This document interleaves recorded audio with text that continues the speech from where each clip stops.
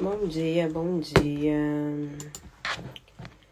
boa tarde, boa noite. Eu vou colocar o fone de ouvido, que eu vi que o vizinho tá em cima. E pode fazer barulho. Foi. Melhor, porque pode fazer barulho. Bom dia, prima! Como é que tu tá?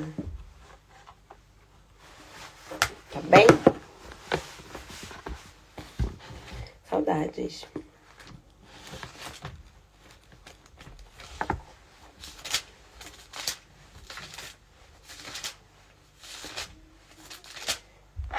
Você tá conseguindo ouvir direitinho, fofa? Porque eu tô de fone. E aí, como tem gente em cima, ok. Porque as casas daqui parecem casa de papel. Nunca vi. E aí eu consigo ouvir tudo que o vizinho em cima fala e faz. Então, como eles estão em casa hoje, pelo jeito, a gente reclama do Brasil, mas tem coisa no Brasil que é boa. Tem coisa que não é boa não, mas tem coisa que é melhor. Bora lá. Tá tudo bem aí? O Elito tá bem? Natânia tá bem?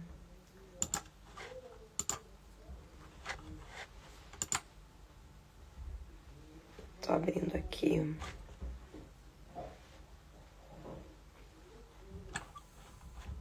Tô abrindo aqui a Bíblia. Amém. Tudo bem. Então bora lá. Hoje é 1 Samuel 3. Eu vou começar orando para nós começarmos a leitura. Deus, muito obrigada, Pai, pelas nossas vidas.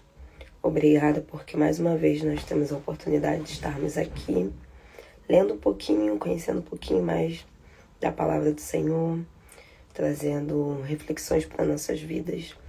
Que o Senhor envie os seus anjos guardiões para poder cuidar da minha vida, da minha casa, da minha família, tudo que leva o meu nome, tudo que é meu, meus parentes, o Elito enquanto trabalha.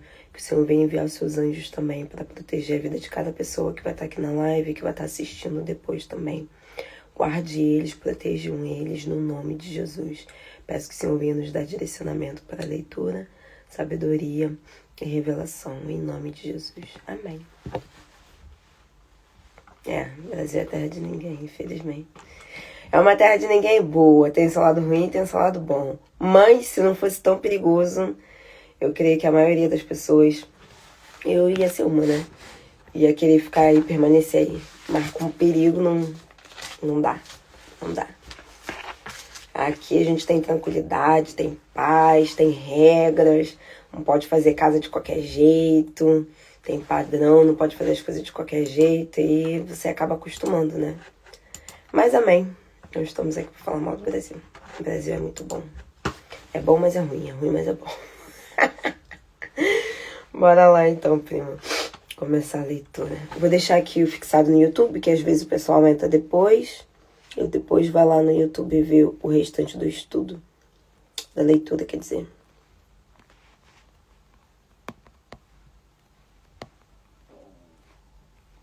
Ok. Que aí que fica fixado. E depois quem quiser vai lá ver. Bora lá. Para quem chegou agora e não acompanhou os anteriores, que tá vendo no YouTube depois ou agora, nós estamos lendo 2 Samuel, que fala a história de Rei Davi. Olá, chefe. Bom dia. Não sei se interessa, mas se quiser acompanhar, estamos fazendo a leitura do livro da Bíblia, então sinta-se à vontade. E aí, só para eu poder fazer um resumo e um contexto, Davi existiu, foi o rei lá de Israel, e nós estamos lendo agora como é que foi iniciado, como é que foi introduzido o reinado dele dentro de Israel. Saul acabou de morrer e Davi tomou o posto. Davi tomou o posto de Judá, que era a tribo dele, onde ele era pertencente, e começou a reinar primeiro em Judá e depois ele começou a reinar em toda a restante de Israel, que são as 12 tribos que foram separadas. E vamos continuar lendo agora. 2 Samuel 3. A guerra entre as famílias de Saul e Davi durou muito tempo. No entanto, Davi ficava cada vez mais forte, enquanto a família de Saul estava cada vez mais fraca. Só uma parênteses aqui para falar. Davi reinou 7 anos só em Judá, e o filho de Saul, que morreu, um dos filhos de Saul, que foi o único que sobreviveu, Saul morreu, reinou sobre todo o restante de Israel durante 2 anos. Porque naquela época a descendência só prosseguia pelos filhos. Então, no caso, Saul perdeu 3 filhos, mas ainda ficaram alguns. E aí esses filhos reinaram durante 2 anos contra todo o restante de Israel. Só Judá, que era da tribo de Davi, que Davi tomou, foi governado por Davi. Aí aqui por isso que ele tá falando que teve essa guerra durante muito tempo. Bora lá. 2. Os filhos de Davi nasceram em Hebrom. Os filhos de Davi nasceram em Hebrom e foram: primeiro filho, Aimonã, filho mais velho, filho de Aionã, de Zezerita. Segunda, Daluía, filho de Abigail, viúva de Nabal de Carmelo. Terceiro, Absalão, filho de Maca, filho de Tamal, de Jessu. O quarto, Adonitas, filho de Edite. O quinto, Cefatias, filho de Abiatal. E o sexto, Iterão, filho de Eglá. Esses foram os filhos de Davi que nasceram em Hebrom. Hebrom era a cidade onde o Davi estava governando, e ele levou suas mulheres para lá, e ele teve esses filhos lá. Depois nasceram mais filhos, né? Que Davi fez muito filho. Teve muitas mulheres. 6. Aliança entre Abner e Davi. Enquanto as famílias de Saul e Davi lutavam entre si, Abner ia ganhando mais poder na família de Saul. Saul tinha uma esposa chamada Rispa, filha de Aiã e Sibosete. Filho foi perguntar a Abner. Peraí, gente, deixa eu pegar meus óculos. Tá. Saul tinha uma esposa chamada Rispa, filha de Aizã. E Sibosete foi perguntar a Abner. Desculpa. Por que se deitou com a esposa de meu pai? E Abner ficou muito irritado e disse: eu sempre fui fiel a Saul e a sua família, e não entreguei nas mãos de Davi. Não sou nenhum traidor que trabalha para Judá. Agora você me acusa de ter estado com essa mulher. Pois bem, que o Senhor me castigue se não fizer por Davi tudo o que o Senhor lhe prometeu. Vou dar uma pausa aqui, tá? Abner era o segurança, um dos guardas de Saul. E Isbosete era filho de Saul, que foi o rei.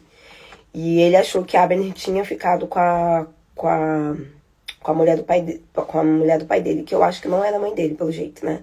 Ele era filho de uma outra mulher de Saul. Então era madrasta dele. Pelo jeito, era madrasta dele. E aí ele perguntou por que havia acontecido aquilo, que ele tinha feito. E aí Abner, que era soldado, foi soldado de Saul antes de morrer, falou que não havia feito isso, que não era um traidor, que trabalhava para Judá. Judá era a tribo onde o Davi estava governando. 10. Vou tirar o reino da sua família de Saul e vou colocar Davi no trono de Israel e de Judá, desde Dan, no norte, até Berseba, no sul. Isbosete ficou cheio de medo e não disse nada. Então Abner enviou esta mensagem a Davi: quem é que deve governar este país? Faça uma aliança comigo, e eu me juntarei a você para levar o povo de Israel para o seu lado. Davi respondeu: está bem, farei uma aliança com você, mas com uma condição, que me traga Mical, filha de Saul. Depois Davi enviou esta mensagem para Isbosete, filho de Saul: devolva a minha esposa Mical, ela me pertence, pois por ela matei 100 filisteus. Então, só mais uma pausa para contextualizar. Abner ficou furioso com a fala do filho de Saul e ameaçou o Isbosete, que era filho de Saul, falando que ele agora ia fazer aliança com Davi, para Davi reinar não somente em Judá, mas reinar sobre todo Israel. E Davi aceitou essa proposta. Davi não, com certeza não sabia da conversa que tinha acontecido. Só que ele pediu Mical. Mical foi a primeira mulher de Davi, que o pai, no caso Saul, entregou para Davi bem lá no comecinho, assim que ele matou Golias. Logo depois, quando ele chegou à idade de poder se casar, Saul deu para ele Mical, que era a filha mais nova. E eles ficaram separados durante muito tempo, todo o reinado de Saul, pelo jeito. E aí Davi foi lá e pediu novamente a mulher dele. 2:15. Então, Isbosete mandou que os seus homens tirassem do marido Paltiel, filho de Laís. Paltiel os seguiu chorando por todo o caminho até Bahurim, até que Abner ordenou que ele voltasse a Paltiel, e ele obedeceu. Depois, Abner enviou esta mensagem aos líderes de Israel: há muito tempo que vocês querem que Davi seja o seu rei, pois façam-no rei, porque o Senhor Deus referia-se a Davi quando disse: por meio do meu servo Davi salvarei os israelitas dos filisteus, de todos os seus inimigos. Abner também disse o mesmo à família de Benjamim. Depois foi a Hebrom e contou a Davi tudo que o povo de Israel e a família de Benjamim tinham concordado. Quando Abner foi a Hebrom para falar com Davi, ele levava 20 homens com ele. E Davi fez uma festa por todos eles. Depois, Abner disse a Davi: permita-me reunir todos os israelitas para fazerem uma aliança com você, e assim reinará sobre todo Israel, tal como deseja. Davi deixou Abner e ele saiu em paz. Bora lá.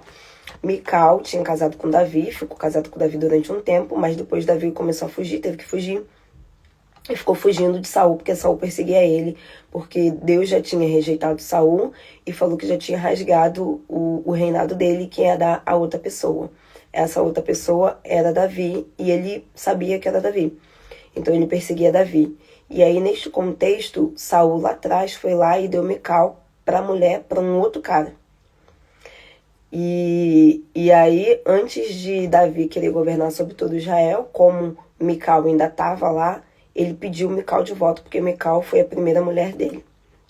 E aí Abner fez isso e fez uma aliança com Davi, que era fazer um acordo junto com as outras tribos, que eram as 11 tribos, para poder informar, para poder fazer aliança com Davi, para que Davi reinasse sobre todas as outras tribos. 2 Samuel 3:22, a morte de Abner. Entretanto, chegaram os soldados de Davi e Joabe, traziam muitas coisas que tinham capturado do inimigo. Abner, que já tinha saído de Hebrom, depois de ter se despedido de Davi em paz.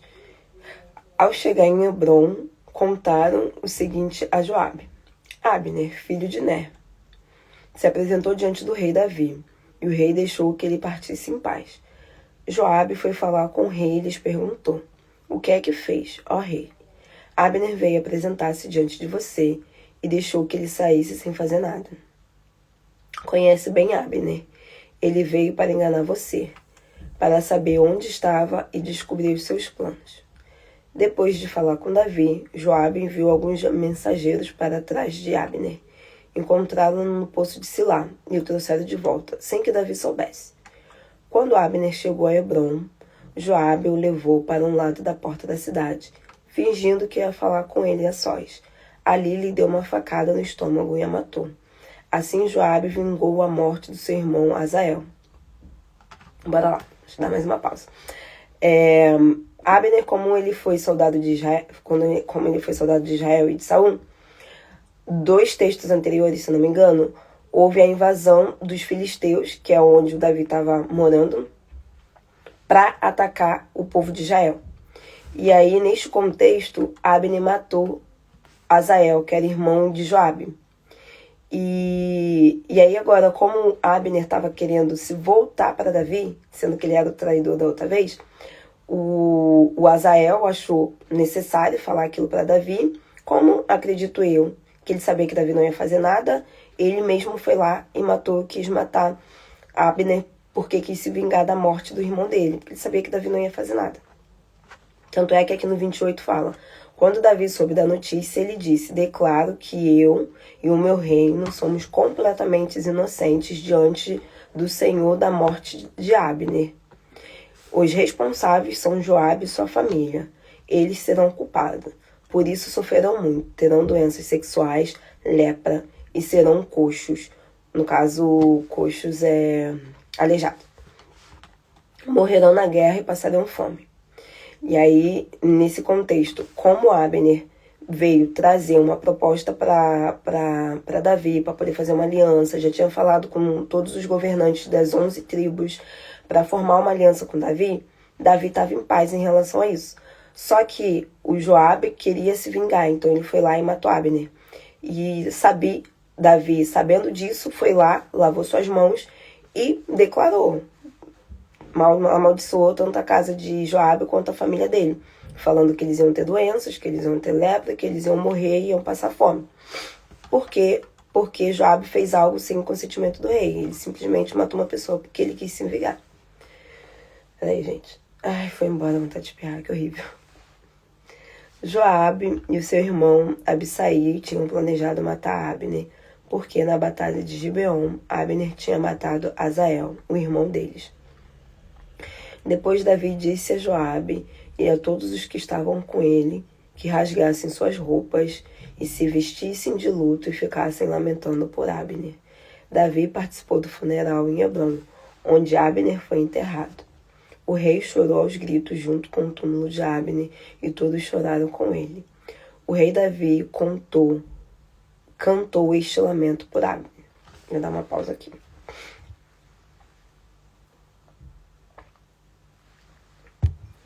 No caso, Davi compôs uma canção. Abner, você morreu como um criminoso qualquer. Você não morreu como um criminoso qualquer. As suas mãos não estavam amarradas nem seus pés presos. Você foi morto com quem é morto por um criminoso. Todo o povo chorou por Abner. Todos tentaram encorajar Davi a comer. Mas Davi tinha feito uma promessa de não comer, dizendo: que Deus me castigue se eu comer pão ou qualquer outra coisa antes do sol se pôr. O povo gostou da atitude do rei, de fato, e o povo gostava de tudo que o rei fazia. Naquele dia, todo o povo de Judá e todo Israel ficou sabendo que Davi não teve nada a ver com a morte de Abner, filho de Ner. O rei Davi disse aos seus oficiais: como vocês sabem, hoje morreu um líder importante de Israel. Ao mesmo tempo, eu fui escolhido como rei. Os filhos de Zeruíta são muito violentos. E o Senhor Deus lhe deu o castigo que o Senhor lhe deu o castigo que ele merece. Bora lá, mas tá querendo coçar, mas não coça do espirro. Abner tinha conseguido um acordo entre todo o povo de Israel. Então, ele ficou sentido com a morte de Abner e lavou as mãos deles em relação a isso. Então, no mesmo dia que Abner morreu, Davi consolidou o seu reinado perante todo o povo de Israel. E aí agora nós vamos ler o contexto da morte de um dos filhos de Saul, que foi o que tomou o trono, que tomou o reinado, e a morte dele. Gente, meu nariz tá coçando muito. Bora lá. Quando Isbosete, filho de Saul, ouviu dizer que Abner tinha morrido em Hebrom, ficou sem forças, e todo o povo de Israel ficou com medo. A chefia do exército passou, então, para os dois irmãos, Recabe e Banaá, filho de Benjamim e Rimon. Eles eram dois chefes das forças de ataque dos filhos de Saul, e eles eram Beote, da tribo de Benjamim. Embora o povo de Berote não tivesse mais lá, pois todos haviam fugido para Gaitim, que viviam lá. Deixa eu dar uma pausa. Quando eles falaram da questão da família de Benjamim, é porque Saul era da família de Benjamim, era da tribo de Benjamim. Então, quando Abner falou que fez acordo com as outras tribos e a tribo de Benjamim, é justamente porque, além de o Isbosete ser filho de Saul, ele também era da tribo de Benjamim. Então, o acordo tinha que ser feito como tribo, como os líderes das tribos. 4. também vivia um filho de Jonatas, neto do rei Saul, que se chamava Mefibosete. Esses nomes são maravilhosos. E Mefibosete era aleijado dos pés. Ele tinha 5 anos quando seu pai e seu avô morreram. Ao receber a notícia da morte deles, a sua ama fugiu correndo, mas o menino caiu e ficou aleijado. Recabe e Banaá, filho de Berotita Rimon, foram para a casa de Isibosete, ao meio-dia. Eles estavam descansando, porque fazia muito calor. Os dois entraram na casa de Isbosete, como se fosse tirar um pouco de trigo, e o mataram, espetando um punhal na barriga dele. Depois fugiram. Eles mataram Isbosete quando este estava dormindo no seu quarto, e depois cortaram sua cabeça. Durante toda a noite, eles fugiram pelo Vale do Jordão, e quando chegaram a Hebrom, entregaram a cabeça a Davi, dizendo: Aqui está a cabeça do seu inimigo, Isbosete. Ele era filho de Saul, que queria matar você. Mas hoje o Senhor Deus castigou Saul e a sua família e a família dele pelo mal que lhes fizeram. Mas Davi respondeu a Recabe e ao seu irmão Baná: Tão certo como vive o Senhor, o qual tem me livrado de todos os meus problemas, que vocês não continuarão com vida. Já uma vez antes alguém pensou que me trazia boas notícias quando me disse: Saul está morto. Mas eu agarrei aquele homem e matei em Ziclag. Essa foi a recompensa que lhe dei por sua notícia. Agora vou fazer o mesmo com vocês. Eliminá-los da terra. Vocês são traiçoeiros. Mataram uma pessoa inocente enquanto dormia na sua própria cama. Então Davi ordenou os soldados que matassem Recabe e Banaá. Eles cortaram as mãos e os pés deles e penduraram perto da lagoa de Hebrom. Depois pegaram a cabeça de Isbosete e enterraram em Hebrom, no mesmo lugar onde Abner tinha sido enterrado. Acabou. Meu Deus, como eu estou coçando. Bora lá, deixa eu fazer um resumo desses 2 capítulos. Prima, se tiver qualquer dúvida, se vocês tiverem qualquer dúvida, deixa aqui nos comentários pra, se souber responder, eu respondo. Se você quiser acrescentar qualquer coisa, também pode deixar aí. O que acontece? Nós estamos falando de uma época de reinado. No nosso contexto, o Brasil é muito distante, porque nós tivemos o reinado lá de Dom Pedro, porém isso tem muito tempo, né? O Brasil foi descoberto, já tem 500 anos, então nós não vivemos essa questão de monarquia. Mas aqui na Europa, muitos reinos viveram com questão de monarquia durante muito tempo. Inclusive, o irmão de Dom Pedro, que era o Dom Miguel, quando Dom Pedro saiu fugido aí do Brasil, que ele teve que vir para cá porque eles estavam declarando independência, ele tinha declarado a independência para o Brasil, e a corte portuguesa não gostou e Dom Pedro teve que voltar para cá. Houve um ataque também, houve uma batalha do próprio irmão de Dom Pedro, que era o Dom Miguel, que estava aqui em Portugal, no Porto, e ele guerreou contra o Dom Pedro para poder matar Dom Pedro, para pegar o trono, porque Dom Pedro que era o herdeiro. Opa, deu uma pausa. Então nós vemos que nesse contexto de hierarquia, de reinado, era muito comum ter certas traições, porque a monarquia era composta por um rei, e aí tem seus filhos, o filho mais velho herda, se o filho mais velho morrer, herda o outro, e assim sucessivamente. E o trono só é herdado por irmãos se o rei não tiver parentesco, ou não tiver ninguém para poder substituir. E aí os irmãos herdam, né? Alguém herda. E neste contexto que nós vemos, Davi não era da linhagem real, mas Davi era genro de Saul. Então, a partir do momento que os filhos de Saul morreram, ele tinha, sim, direito legal para poder governar, porque Deus trabalha com legalidade. Deus não ia colocar, entre aspas, um impostor no trono.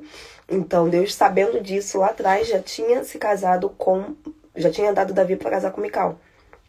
Então, pela legalidade, sim, Davi tinha legalidade para ser rei. E só que Davi não queria tomar o reino à própria custa, às próprias forças, porque Davi foi ungido como rei, mais ou menos, ele tinha entre 14 e 17 anos.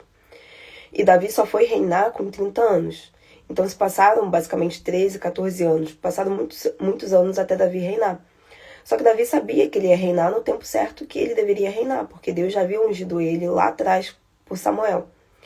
Só que Davi tinha um senso de justiça muito grande. Davi era justiceiro, Davi era guerreiro, Davi matava todo mundo. Não tinha dó, se fizesse coisa errada, ele matava. E ele viu que mataram um filho do Saul, que era legítimo ele ser rei. Tanto é que ele foi coroado como rei de Judá, com legitimidade. E o povo de Israel escolheu Davi para ser rei dele, com legitimidade. Só que ele não queria que o filho de Saul fosse morto. E a partir do momento que o filho de Saul foi morto, e covardemente, igual fizeram com Abner, mataram covardemente, Davi, por ser um guerreiro, ele sabia o que era certo e o que era errado. Ele matou, não achou justo, e matou essas duas pessoas que mataram esse Isibosete. Por quê? Porque ele já ia reinar de qualquer forma. Então, o que nós vemos uma característica muito forte de Davi, tanto no capítulo anterior como nesse capítulo, é que Davi era uma pessoa muito justa. Davi tinha um senso de justiça muito grande. Só que o senso de justiça de Davi não era o senso de justiça dele. Muitas vezes era, mas na maioria das vezes era o senso de justiça que ele sentia do Senhor em relação a o que é certo, o que não é certo, o que é errado, o que não é errado. Mais à frente nós vamos ver que Davi fez muita coisa errada, mas mesmo assim ele permaneceu sendo uma pessoa segundo o coração do Senhor, porque ele era uma pessoa que ele fazia as coisas erradas, mas ele reconhecia que ele fazia as coisas erradas e ele se arrependia, confessava para Deus e sofria a consequência daquele erro. Então eu acho que muitas das vezes o nosso grande problema às vezes é que nós não sabemos que nós estamos errados, ou nós não admitimos que nós estamos fazendo as coisas erradas, né? Achando que nós estamos fazendo as coisas certas.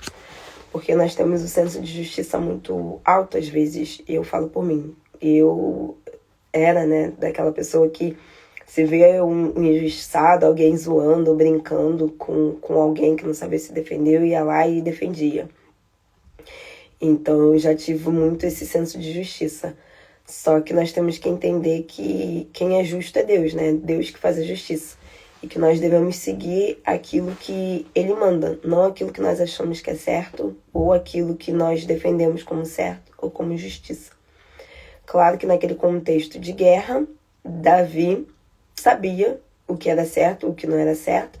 Tanto é que ele não matou com as próprias mãos, ele mandou matar. E a mesma coisa aconteceu com as outras pessoas. Com o cara que terminou de matar Saul. Ele não matou com as próprias mãos, ele mandou os seguranças virem e enfiar a faca nele e matar. Por quê? Porque Saul era uma autoridade.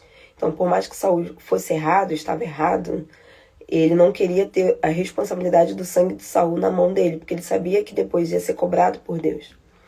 Então, todos os atos que nós fazemos de vingança, às vezes até de justiça, né? Porque tem coisas que nós vemos que não é certo. Não é certo. E nós queremos fazer justiça, só que às vezes Deus não quer que nós façamos. Às vezes Deus vai nos direcionar para fazer o que deve ser feito, mas às vezes não. E uma característica de Davi que eu tenho aprendido bastante é que Davi tem consultado, sempre consultou a Deus em tudo antes de fazer qualquer coisa. Então ele sabia o que era certo, fez coisas erradas um monte de vezes, e quando ele não sabia que fazia errado, achando que fazia certo, lá na frente nós vamos ver que Natan, que é um profeta, confronta ele e ele percebe que foi ele que fez coisa errada. E várias outras vezes lá na frente também nós vemos, porque às vezes nós não percebemos, não temos essa noção que nós estamos fazendo as coisas erradas. Porque nós não enxergamos como errado. E é a mesma coisa essa questão do nosso senso de justiça. Às vezes nós achamos que está certo, porque aos nossos olhos não é certo ver uma pessoa sendo maltratada, uma senhora sendo maltratada. Não é certo nós vemos um pai batendo numa criança. Não é certo mesmo. Não é certo mesmo. Mas às vezes Deus não nos pede para fazer certas coisas. Então tem coisas que nós temos que fazer sim, temos que denunciar sim, porque não é certo. E aí nós temos que ter essa bússola de Deus, igual o Davi fez. Matou alguém inocente. Pô, você vê uma mãe, uma mulher, uma criança apanhando, no nosso íntimo nós vamos para cima. Dependendo, se estiver na nossa frente, tem que ir para defender, sim.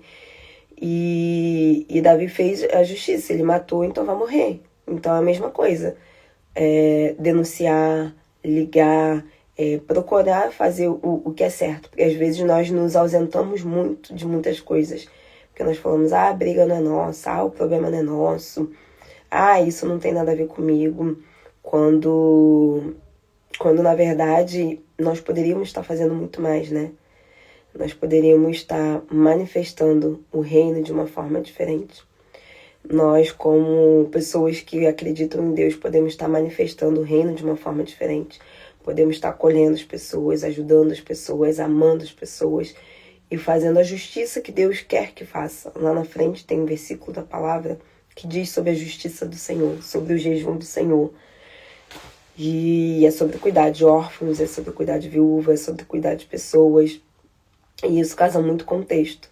Davi viu que o filho de Saul tinha morrido de uma forma errada, de uma forma injusta. E ele foi lá, numa época de guerra, óbvio, hoje eu não vou matar alguém. Mas ele foi lá e matou. Mandou matar, porque essa pessoa matou, tirou a vida de uma pessoa inocente, o sangue de uma pessoa inocente, sem perguntar, sem questionar se era o certo. E Davi falou, então agora tu vai morrer também. Então que nós tenhamos esse cuidado de estar sempre consultando a Deus, vendo a Deus o que Ele quer para nossas vidas. E das vezes nós não nos ausentarmos de certas coisas, mas pedirmos a justiça de Deus. Ver com Deus o que Ele quer que nós façamos, como nós podemos ajudar as vidas, as pessoas, os lares, as famílias, o que nós podemos fazer de justiça do Senhor se manifesta aqui. Porque a nossa vontade às vezes é só de bater, é só de matar, é só de dar uma surra. E às vezes não, Deus quer que você acolha a pessoa que sofreu. Deus quer que você dê uma comida para quem precisa, Deus quer que você abrace aquela pessoa, Deus quer que você faça alguma coisa. E a justiça superior, uma hora ou outra, vai chegar. Porque a justiça do Senhor não tarda. Não tarda. E nem falha. Pra gente, nós podemos achar que tá tardando. Ou que é falha. Nossa, não é justo, cara. Igual, né? Vou dar um exemplo. Nossa, não é justo. Pessoas da política roubaram tanto que nós sabemos.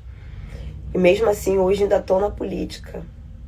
Não é justo, mas nós temos que entender, né, que nós temos um Deus que é justo e é rei. E uma hora ou outra a conta vai chegar.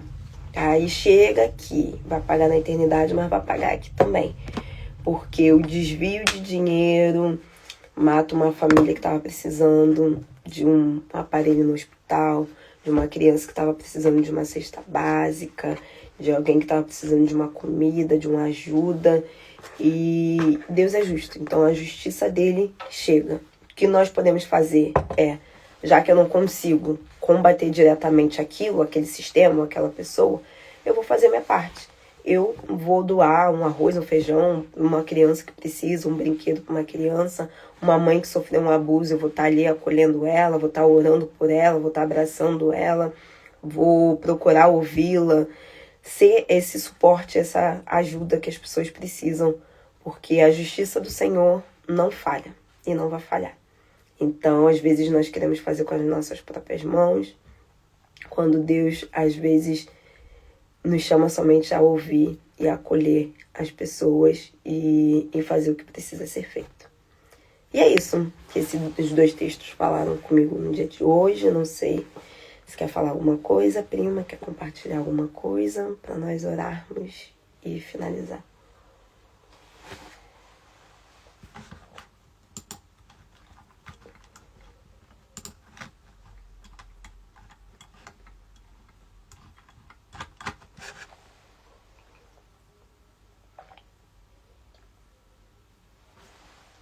Não?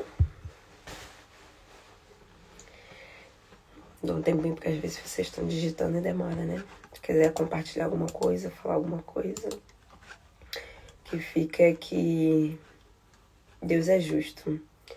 E por mais que nós não estejamos vendo, Deus é justo. E aquilo que nós plantamos, nós vamos colher. E nós devemos ter muita responsabilidade disso, muito.